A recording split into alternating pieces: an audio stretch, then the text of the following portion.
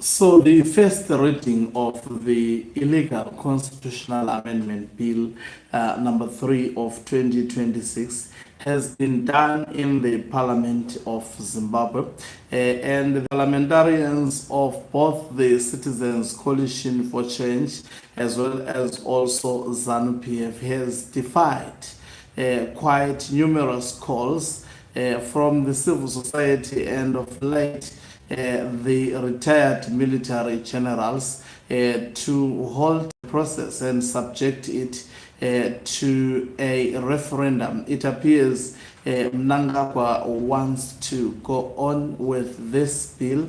It appears Ziyambi looks set to go on with this bill. So the first reading has been done in the Parliament of Zimbabwe, defying the retired military general and scores of Zimbabweans who have spoken against this bill. Will be actually covering that. Greetings and welcome to your lovely channel, the Hlonipani Global News. If you're watching us for the very first time, please do remember to press the red or black subscribe button so that next time when we beam live, you become the very first one to watch us. So let's listen as the bill was being read for the very first time in Parliament. Let me play you the audio. Thank you, Honorable Sachayan. It's also a very patented and successful practices in other progressive jurisdictions. I submit, Mr. Speaker. Thank you very much, Honorable Minister of Justice, Legal and Parliamentary Affairs. The clerk who read the bill for the first time.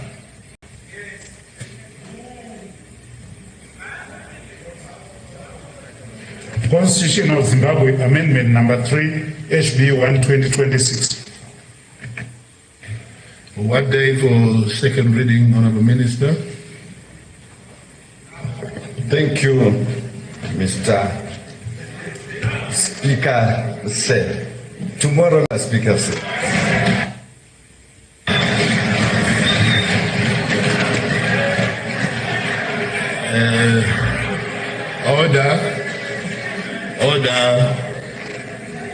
Order. Thank you very much, Honorable Minister of Justice, Legal and Parliamentary Affairs. The clerk will now read the first order of the day. Mr. Speaker, I move that orders number 1 to 25 be stood over until order number 26 has been disposed of. 2 seconds. I second, Honorable Speaker. You said order number 26, right? Honorable Government Chief Whip, you said order number 26? All right, thank you. So the clerk will read the 26th order of the day. Adjourn debate on motion on the report of the Public Accounts Committee on the audit. Okay, so in simple terms, this was the first reading of the bill in Parliament, as you heard, being read by Ziyambi. And also Ziyambi, this is what he had to say, but I must attest, he looks shaken. He pretends to be happy, but he understands the risk that he is getting himself into. Will he come out of this risk well? Well, we will be watching as the days unfold. We are experiencing extraordinary days in the history of Zimbabwe, as what we've been waiting for is actually happening. A lot of messages left, right, and center. Let's hear him speaking to journalists after the parliamentary session. Tabled the bill in Parliament. So if you can take us through that process.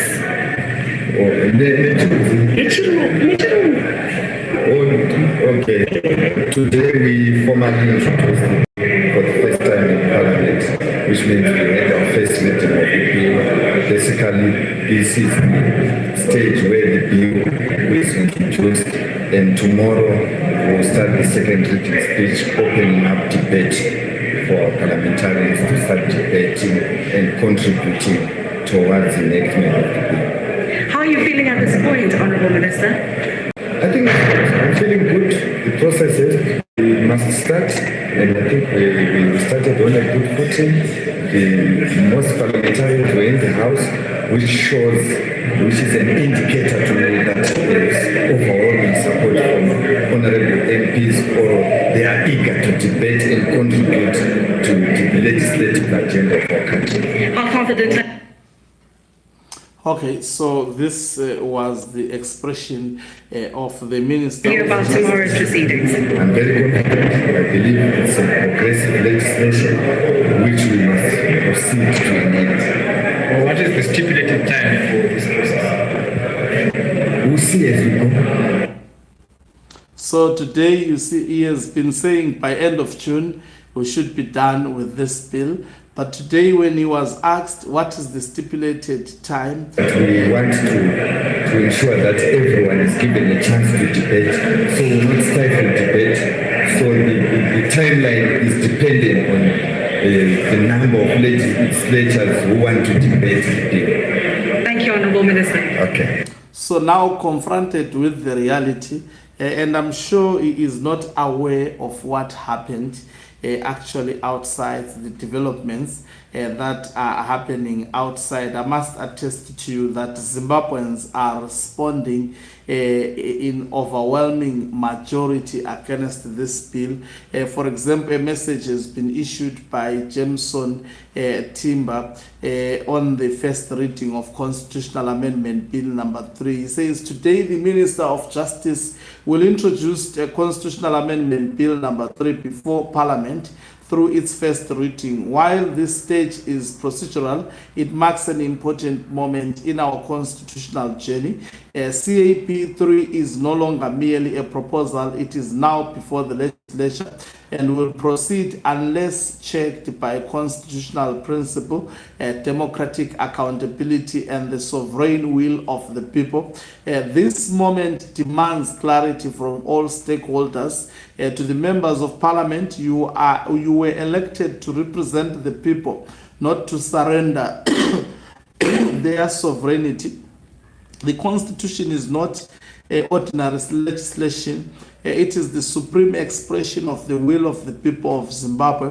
Any amendment that alters the democratic architecture of the state, weakens accountability, extends tenure, or transfers power away from the citizens requires the highest level of scrutiny and legitimacy. Your duty is not to party instructions. Your duty is first to the Constitution and to the people who elected you. History will remember you, will remember how you vote individually.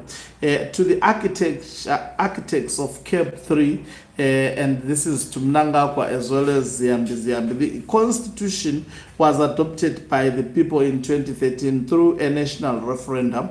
A Constitution derives its legitimacy from the people. Attempts to alter its democratic foundations without securing that same popular legitimacy undermine the very principle upon constitutional democracy rests. There is still an opportunity to pause, reflect, and return this matter to the people through a referendum. Strength is not demonstrated by imposing constitutional change. Strength is demonstrated by trusting citizens to decide. To the government of Zimbabwe, governments are temporary. Constitutions are intended to endure. Legitimacy of any constitutional order depends not merely on legality, but on public acceptance and confidence. The path that strengthens Zimbabwe is not one that centralizes power. It is one that depends democratic legitimacy and citizens' trust. The government should reconsider its approach and facilitate a genuine national conversation on the future of our constitutional democracy. To political parties, civic organizations, labor, students, churches, and all democratic forces, this moment requires unity of purpose. The issue before us transcends party politics. It concerns the future character of the Zimbabwean state and the right of citizens to determine how they are governed. Remain peaceful, remain disciplined, remain focused, organize, educate, mobilize, and advocate. The defense of constitutional democracy is a collective responsibility to SADC, the African Union, and the international community. Zimbabwe's constitution is one of the most important democratic achievements of the post-independence era. The region has a legitimate interest in the preservation of constitutionalism, democratic succession, and the principle that sovereign power belongs to the people. We call upon regional and continental institutions to closely follow these developments and to encourage processes that strengthen rather than weaken democratic legitimacy. To the faith community, at moments of national uncertainty, the church has often served as the conscience of society. We urge faith leaders to continue speaking for justice, constitutionalism, accountability, and peaceful dialogue. The defense of human dignity and the common good is inseparable from the defense of the constitutional order. To the citizens of Zimbabwe, the constitution belongs to you. If it is your shield against arbitral power, it is your guarantee of rights and freedom, it is your voice made permanent in law. Do not surrender that voice. Remain informed, remain engaged, participate peacefully and lawfully in order in the defense of your constitution.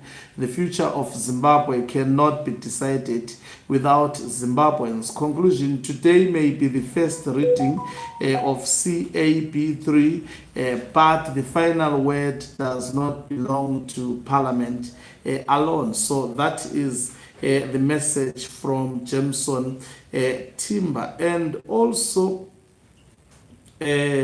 I've seen a lot of people actually responding to this particular development. I'm trying to go there to check. A lot of responses have actually come through following this process. And Nelson Chamisa posted this. He says, needs a citizens' government. There can be no legitimate government without the consent of we, the citizens who are governed. There is nothing so useless as doing efficiently what is fundamentally wrong. CAP3 is the wrong move, a misguided initiative, a selfish national mistake, far from delivering. It is an absolute waste of time and resources. Its consequences would be severe and may ultimately consume those who conceived and championed it. We, the citizens, reject CAP3, all its flawed processes and choreographed outcomes. This is the new front of the struggle for a new great Zimbabwe. The future belongs to organized citizens. We organize, we engage, we build. Come, let's reason together.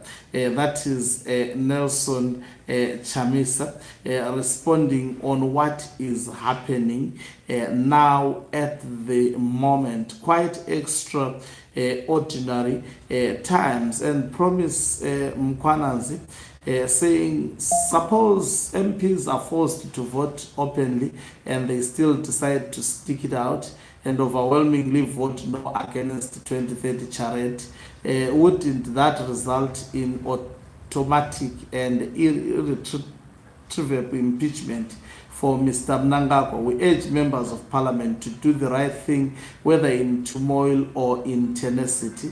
You have the opportunity to save this country from the greed of an individual and his small unrestrained oligarchy. Side with the citizens. They will forever support and honor you. Quite a very critical moment in Zimbabwe. And you know, there is a lot that has been written, but I think other issues, I will be taking them one at a time. Thank you very much for watching us. If you are watching us for the very first time, please do remember to press the red or black subscribe button so that next time when we beam live, I don't know what is happening now, you become the very first one to watch us. You can financially support this channel by pressing the join button and be part of our members who are the heartbeat of this channel. You can equally do so by pressing the thanks button and send us stars. Okanqube Mhlabane is signing out.